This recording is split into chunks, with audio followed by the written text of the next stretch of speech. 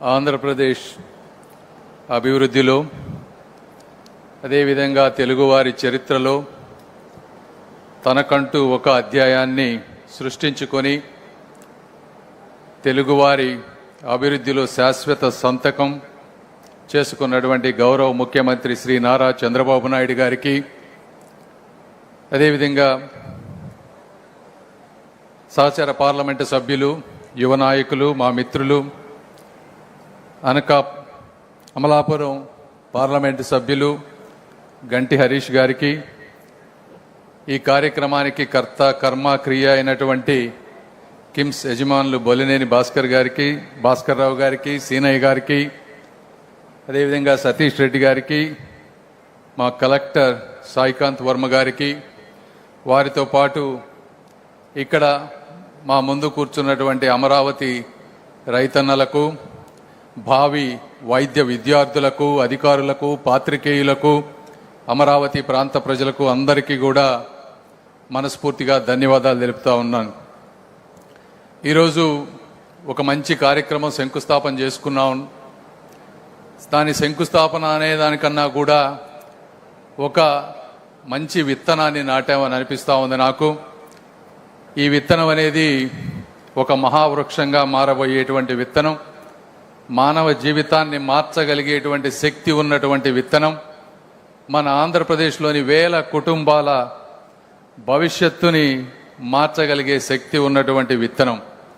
ఈ అమరావతి నేల సాక్షిగా ఒక నైపుణ్య రాజధానిగా, ఆరోగ్య రాజధానిగా, వైద్య సేవలను ప్రపంచ స్థాయికి వాటికి దిశ చూపే విధంగా నాంది పలికే ఈ కార్యక్రమానికి అంకురార్పణ చేసినటువంటి కిమ్స్ యాజమాన్యానికి గుంటూరు ప్రాంత ప్రజల తరపున మనస్ఫూర్తిగా ధన్యవాదాలు తెలుపుతా ఉన్నాను మరొక్కసారి. ఎందుకంటే ఈరోజు ఇందులో చాలా ఉన్నాయి. మెడికల్ కాలేజ్ ఉన్నాయి, ఎలీడ్ హెల్త్ సైన్సెస్ ఉన్నాయి, అంటే ఫార్మకాలజీ, నర్సింగ్ కాలేజ్, అదేవిధంగా డెంటల్ కాలేజ్, వీటితో పాటు ఇంజనీరింగ్, ఎంబీఏ, మేనేజ్మెంట్కి సంబంధించినటువంటి అనేక ఉన్నాయి. వీటన్నిటిలో అత్యంత ముఖ్యమైనది నా ఉద్దేశం ప్రకారం ఈ మెడికల్ కాలేజ్ కానీ దాని చుట్టూ ఉండేటువంటి ఎలీడ్ హెల్త్ సిస్టమ్. ఎందుకంటే వైద్యుడు ఒకరోజు ఏదో ఒక వ్యక్తిని డయాగ్నోస్ చేసిన వెంటనే సరిపోదు, సర్జరీ చేయాలన్నా కూడా, వాళ్ళకి కంప్లీట్ రికవరీ కావాలన్నా కూడా అనేక మంది అటువంటి ఫిజికల్ థెరపిస్టులు కానీ నర్సెస్ కానీ అవసరం ఉంది. అంటే ఇంటిగ్రేటెడ్ కేర్ ఎక్కడైతే ఉంటుందో ఆ ప్రాంతంలో కానీ, ఆ హాస్పిటల్స్లో కానీ అవుట్కమ్స్ బాగుంటాయి, ప్రజలకు మంచి జరుగుతూ ఉంటుంది. అదేవిధంగా ఇంటిగ్రేటెడ్ కేర్ ఉండటం వల్ల మీరు ఒకసారి చరిత్రలోకి వెళ్ళి చూస్తే అమెరికా లాంటి ప్రాంతంలో మయో క్లినిక్ లాంటి ప్లేసులు తీసుకున్నారంటే, మిన్నెసోటాలోని ఒక మారుమూల గ్రామం, చిన్న ప్రాంతంలో మొదలైనటువంటి ఒక మయో క్లినిక్ ఈరోజు అమెరికాలో దాదాపుగా $17 బిలియన్ రెవెన్యూ, అంటే అమెరికాకి, ఆ రాష్ట్రానికి దాదాపుగా $7 బిలియన్ రెవెన్యూని ఆ ఒక్క రాష్ట్రంలో అది ఎక్కడుందో దాన్ని క్రియేట్ చేస్తూ ఉంది. అంటే $17 బిలియన్ రెవెన్యూ అంటే దాదాపు మనం 1,50,000 కోట్ల గురించి మాట్లాడుతూ ఉన్నాం. 70,000 మందికి ఉపాధి కలిగిస్తూ ఉంది. అదేవిధంగా 130 దేశాల నుంచి ఆ ప్రాంతానికి వెళ్ళి వైద్య సేవలు అందుకుంటా ఉన్నారు. అంటే ఇది ఒక రకమైనటువంటి ఇంటిగ్రేటెడ్ హెల్త్ సిస్టమ్. అక్కడికి వెళ్తే నాకు సర్జరీతో పాటు అన్నీ జరుగుతాయనేటువంటి ఉద్దేశం. అదేవిధంగా క్లీవ్లాండ్ క్లినిక్ తీసుకోండి. క్లీవ్లాండ్ క్లినిక్ సిన్సినాటి, అక్కడ తీసుకున్నా కూడా కార్డియాక్ సర్జరీస్కి ఫేమస్ అయ్యి అక్కడికి ఎక్కడి నుంచో విదేశాల నుంచి, దుబాయ్ నుంచి డబ్బున్న వాళ్ళు సైతం అక్కడికి వెళ్ళి ఆపరేషన్స్ చేయించుకొని రికవరీ అయ్యి ఆ ప్రాంతం నుంచి వెళ్ళేటువంటి పరిస్థితి. అంటే ఇలాంటి మహా సంస్థలు తయారవ్వాలంటే అవి ఒక రోజుతో పుట్టేటువంటివి కాదు. వాటికి ఒక రకమైనటువంటి దూరదృష్టి, ధైర్యం, దృఢ సంకల్పం, అంటే ఇక్కడ ఉన్నటువంటి నారా చంద్రబాబు నాయుడు గారి లాంటి వ్యక్తుల వల్ల మాత్రమే అవి ఈరోజు సాధ్యమైనాయి.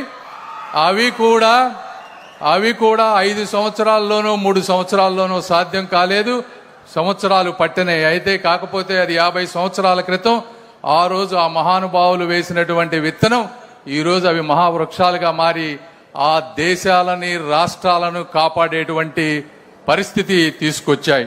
అదే విధమైనటువంటి ఒక వినూత్నమైనటువంటి కార్యక్రమానికి ఈరోజు ఇక్కడ మనం కూడా తీసుకుంటా ఉన్నామని చెప్తా ఉన్నాను.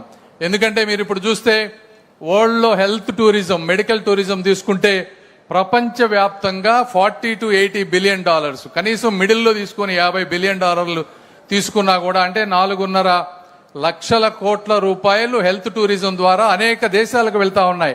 ముఖ్యంగా వీటిలో ఇండియా ఉంది, థాయిలాండ్ ఉంది, సింగపూర్ ఉంది, మలేషియా ఉన్నాయి, ఇవన్నీ ఉన్నాయి అమెరికాతో పాటు. అయితే ఈ రోజున భారతదేశానికి సుమారుగా 5 లక్షల నుంచి 6 లక్షల మంది టూరిస్టులు వస్తూ ఉన్నారు హెల్త్ టూరిజం గురించి. ఈ రోజున మన దేశంలో దాదాపుగా $9 బిలియన్, అంటే ఒక 80,000 కోట్ల రూపాయలు ఈరోజు వస్తూ ఉంది. అయితే మనకి ఇంకా దీన్ని ఒక 10 రెట్లు పెంచుకునేటువంటి అవకాశం ఉంది. అయితే అలాంటి వ్యక్తులు ఇక్కడికి రావాలంటే ఒక మంచి ఇంటర్నేషనల్ ఎయిర్పోర్ట్ ఉండాలి. ఇలాంటి ఎండ్ టు ఎండ్ ఇంటిగ్రేట్ చేసేటువంటి, అంటే సర్జరీ చేయించుకొని ఫిజికల్ థెరపీతో చూసుకొని అదేవిధంగా చుట్టుపక్కల ప్రాంతంలో ఆహ్లాదకరమైన వాతావరణం ఉంటే ఆ ప్రాంతంలోనికి రావడానికి ఎక్కువ అవకాశం ఉంటుంది, హెల్త్ టూరిజం పెరుగుతూ ఉంటుంది. మరి ఈ రోజున ఆ విధమైనటువంటి ఒక దూరదృష్టితో ఈరోజు అమరావతి నగర నిర్మాణం జరుగుతూ ఉందని మీ అందరికి నేను తెలియజేసుకుంటా ఉన్నాను. ఒక మంచి ఎయిర్పోర్ట్ గురించి కానీ, సువిశాలమైనటువంటి పచ్చని వాతావరణం కానీ, గ్రీన్ స్పేస్ ఈ విధంగా తీసుకొని, ఎందుకంటే ఈ రోజుల్లో ఉండే వాళ్ళకి ఈ చిన్న ఒక బిల్డింగ్ అని చూస్తే వాళ్ళకి ఆ విజన్ అర్థం కాకపోవచ్చు. కానీ ఈరోజు గౌరవ ముఖ్యమంత్రి గారు ఆలోచిస్తున్నటువంటి ఒక 50-100 సంవత్సరాల తెలుగు చరిత్రకు జరుగుతున్నటువంటి పునాదిని అందరూ అర్థం చేసుకోవాలని నేను మనస్ఫూర్తిగా కోరుకుంటా ఉన్నాను. ఈరోజు థాయిలాండ్లో కానీ సింగపూర్లో కానీ లేనిది మనం సృష్టించలేనిది ఏమీ లేదు. అమెరికాలో 25% నుంచి 30% డాక్టర్లు ఆ యూనివర్సిటీల్లో పనిచేసే వాళ్ళంతా తెలుగు వాళ్ళు, మన భారతదేశం నుంచి వెళ్ళిన వాళ్లే ఉన్నారు. అలాంటి డాక్టర్స్ ఉండి, ఇట్లాంటి ఇన్ఫ్రాస్ట్రక్చర్ ఉండి, ఖర్చు అమెరికా వేరే దేశాలతో పోలిస్తే మన దగ్గర ఖర్చు 70-80% తక్కువ ఉంటా ఉంది. సో ఇంత తక్కువ ఖర్చుతో ఇంత మంచి క్వాలిటీ కనుక మనం ఇవ్వగలిగితే, వరల్డ్ క్లాస్ ఎకోసిస్టమ్ క్రియేట్ చేయగలిగితే ఈ ప్రాంతం అద్భుతంగా అభివృద్ధి చెందుతుంది అనే దానికి ఈ రోజు చేసినటువంటి కార్యక్రమం ఒక ఉదాహరణని మీ అందరికీ నేను తెలియజేసుకుంటా ఉన్నా. అదేవిధంగా దీనితో పాటు ఒక స్కిల్లింగ్ ప్రోగ్రామ్ తీసుకున్నాం ఈరోజు. ఈ స్కిల్లింగ్ ప్రోగ్రామ్ ఈరోజు భారతదేశంలో 2030కి తీసుకుంటే యావరేజ్ ఏజ్ తీసుకుంటే 29 సంవత్సరాలు, అంటే భారతదేశం అత్యంత యంగెస్ట్ ఉంది. అయితే ఇది ఈ జనాభా మనకి ఆస్తి అవుతుందా భారం అవుతుందా అనే దాన్ని డిఫరెన్షియేట్ చేయగలిగేది ఒక స్కిల్ మాత్రమే. అందులో భాగమే ఈరోజు స్కిల్ యూనివర్సిటీని కూడా తీసుకున్నారు అని చెప్తా ఉన్నాం. అంటే దాదాపు ఇందాక వారు చెప్పినట్టు సతీష్ రెడ్డి గారు, ప్రపంచ లెక్కల ప్రకారం ప్రతి 1000 మందికి ఒక డాక్టర్ ఉంటే అది కరెక్ట్ రేషియోలో ఉన్నట్టుగా ఉంటుంది. అదేవిధంగా ఈ ఎలీడ్ హెల్త్ సైన్సెస్ తీసుకుంటే, అంటే నేను ఏదైతే నర్సెస్, ఫార్మసిస్టులు, వీళ్ళందరూ ఫిజికల్ థెరపిస్టులు చెప్తా ఉన్నానో, వీళ్ళ రేషియో ఈ రోజున 10,000 మందికి 7 మాత్రమే ఈ రోజున భారతదేశంలో ఉన్నారు. ఆ రేషియో సరిపోయినంత లేదు. ఈ రేషియోలో ఈ విధంగా ఈ జాబుల్లో గనక మనం స్కిల్లింగ్ చేయగలిగితే వచ్చే 5-10 సంవత్సరాల్లో 30 నుంచి 40 లక్షల మందికి ఉద్యోగాలు క్రియేట్ చేయగలుగుతాం. ఎందుకంటే ముందు ఏఐ ద్వారా సాఫ్ట్వేర్లో ఎక్కువ ఉద్యోగాలు రాకపోవచ్చు, కొన్ని ఉద్యోగాలు పోవచ్చు. అయితే మన దేశ జనాభాకి సర్వీస్ చేసుకునేటువంటి ఏదైతే హెల్త్ కేర్ ఉందో ఇందులో 30-40 లక్షల ఉద్యోగాలు క్రియేట్ చేయగలిగితే డెఫినెట్ గా కూడా మన యువతకి ఈ విధమైనటువంటి నైపుణ్యం ఇస్తే వాళ్ళు ఉద్యోగాలు వెతుక్కోకుండా ప్రపంచమే వాళ్ళని వెతుక్కుంటూ వచ్చే అవకాశం ఉంటుంది అని చెప్పి మీ అందరికి నేను తెలియజేస్తా ఉన్నా. అదేవిధంగా ఈరోజు పెట్టేటువంటి మెడికల్ కాలేజెస్ తీసుకుంటే, ఈ రోజున విట్టు, ఎస్ఆర్ఎం యూనివర్సిటీస్ తీసుకుంటే రాష్ట్ర దేశంలో ఎక్కడి నుంచో వచ్చి ఈ ప్రాంతంలో ఫీజులు కడతా ఉన్నారు. ఇదే విధంగా మెడికల్ కాలేజెస్ ఫీజు కానీ, హెల్త్ టూరిజం ద్వారా వచ్చే డబ్బులు కానీ, స్కిల్డ్ వర్క్ ఫోర్స్ ద్వారా వచ్చేటువంటి డబ్బు కానీ, అదేవిధంగా ఈ చుట్టుపక్కల ఒక హెల్త్ యూనివర్సిటీలో ఇందాక వారు చెప్పినట్టు రీసెర్చ్ ఇన్నోవేషన్ కనుక కరెక్ట్ గా చేయగలిగితే, ఎందుకంటే ఈరోజు బోస్టన్ ఉందంటే అక్కడ హార్వర్డ్ యూనివర్సిటీ ఉంది కాబట్టి బోస్టన్ ఉంది, జాన్స్ హాప్కిన్స్ యూనివర్సిటీ ఉంది కాబట్టి బాల్టిమోర్కి ఈ రోజునటువంటి పేరు వచ్చింది, స్టాన్ఫోర్డ్ యూనివర్సిటీకి వచ్చినటువంటి పేరు స్టాన్ఫోర్డ్ వల్ల కాలిఫోర్నియాకి వచ్చింది.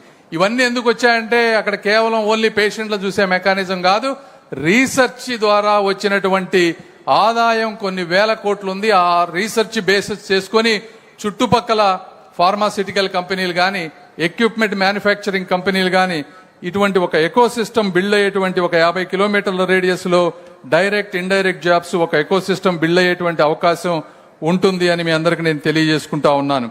ఈ విధంగా ఇప్పుడు ఈరోజు ఇంకొకటి, ఇదంతే మనం రాజకీయ వ్యవస్థలో ఉన్నాం. రాజకీయ వ్యవస్థలో ఉన్నప్పుడు ప్రతి మంచి కార్యక్రమాన్ని కూడా ఏదో విధంగా నెగిటివ్గా తీసుకెళ్లేటువంటి వ్యవస్థ ఉంది ఈ రోజున. ఇందులో ఒకటి అనుకోవచ్చు, ఈ విధంగా ఇన్ని వందల వేల కోట్లు, దాదాపు 1000 కోట్ల రూపాయల పైన ఖర్చు పెడతా ఉన్నారు. ఇది కేవలం డబ్బున్న వాళ్ళకైనా, పేదవాళ్ళకి ఇందులో అవకాశం ఉంటుందా అనేది ఒకటే గుర్తుపెట్టుకోవాలి. డబ్బులు ఎక్సలెన్స్, వరల్డ్ క్లాస్ ట్రీట్మెంట్ అనేది ఎప్పుడు కూడా ఉచితంగా ఎవ్వరికీ రాదు. దీనికి సమాధానం క్యాపిటలిజంని అంతం చేయటం కాదు, క్యాపిటలిస్టుల్ని ప్రోత్సహిస్తూ ఇన్ఫ్రాస్ట్రక్చర్ బిల్డ్ చేసుకుంటూ ఒక కాన్షియస్ క్యాపిటలిజంని బిల్డ్ చేయాల్సినటువంటి అవసరం ఉంది. కాన్షియస్ క్యాపిటలిజం అంటే డబ్బున్న వాళ్ళకే కాకుండా డబ్బు లేని వాళ్ళని ఏ విధంగా మనం ఇందులో ఇన్వాల్వ్ చేయాలి, స్కాలర్షిప్లు ఏ విధంగా ఇవ్వాలి, కమ్యూనిటీ హెల్త్ ప్రోగ్రామ్స్ ఏ విధంగా చేసుకోవాలి, రూరల్ పీపుల్కి ఏ విధంగా మనం రీచ్ అవ్వాలి, పబ్లిక్ కి ఉపయోగపడేటువంటి రీసెర్చ్ ని కంట్రిబ్యూట్ చేస్తూ దేశ రాష్ట్ర ప్రతిష్టని ముందుకు తీసుకువెళ్తూ ఒక హార్వర్డ్, ఒక స్టాన్ఫోర్డ్ లాగా ప్రపంచం ఈ రోజు నేను ఇక్కడ ఏ విధంగా అయితే వాటిని ఉదాహరిస్తా ఉన్నానో అదే విధంగా చరిత్రలో ఇంకో ప్రాంతం వాళ్ళు ఈ ప్రాంతంలో ఉన్నటువంటి యూనివర్సిటీ గురించి ఉదహరించే విధంగా చేసినప్పుడు ఈ క్యాపిటలిజానికి కూడా ఒక అర్థం ఉంటుంది అని చెప్పి మీ అందరికీ నేను తెలియజేసుకుంటా ఉన్నాను. అదేవిధంగా ఈ ప్రాంతంలో కొంతమంది అనుకోవచ్చు, భయపడవచ్చు, ఎందుకంటే ఈ ప్రాంతం ఇంకా ఎక్కువ మంది లేరు కాబట్టి ఇక్కడ ఇంతంత పెద్దవి కడితే ఎవరు వస్తారని. అయితే గుర్తుపెట్టుకోవాల్సింది కూడా మనం ఎప్పుడు కూడా క్యాపిటల్ కానీ ఒక ప్రాంతం కానీ బిల్డ్ అయిన తర్వాత ఎప్పుడు ఉండవు. అది బిల్డ్ చేసే వాళ్లే నిజమైన మార్గదర్శకులు. వీళ్ళు బిల్డింగ్ చేసిన తర్వాత వాళ్ళంతటా వారే జనాలు ఈ విధంగా వస్తారు. అదే రిస్క్ టేకింగ్ చేసే వాళ్ళకి, దూరదృష్టి ఉన్న వాళ్ళకి, దృఢ సంకల్పం ఉన్న వాళ్ళకి, మామూలు సాధారణ వ్యక్తులకి, నాయకులకి ఉన్నటువంటి తేడా అని మీ అందరికీ నేను తెలియజేసుకుంటూ, ఇటువంటి మంచి క్యాంపస్ ఇప్పుడు ప్రధానమంత్రి మోదీ గారు ఒక వికసిత్ భారత్ కావాలని కోరుకుంటా ఉన్నారు. అంటే డెవలప్డ్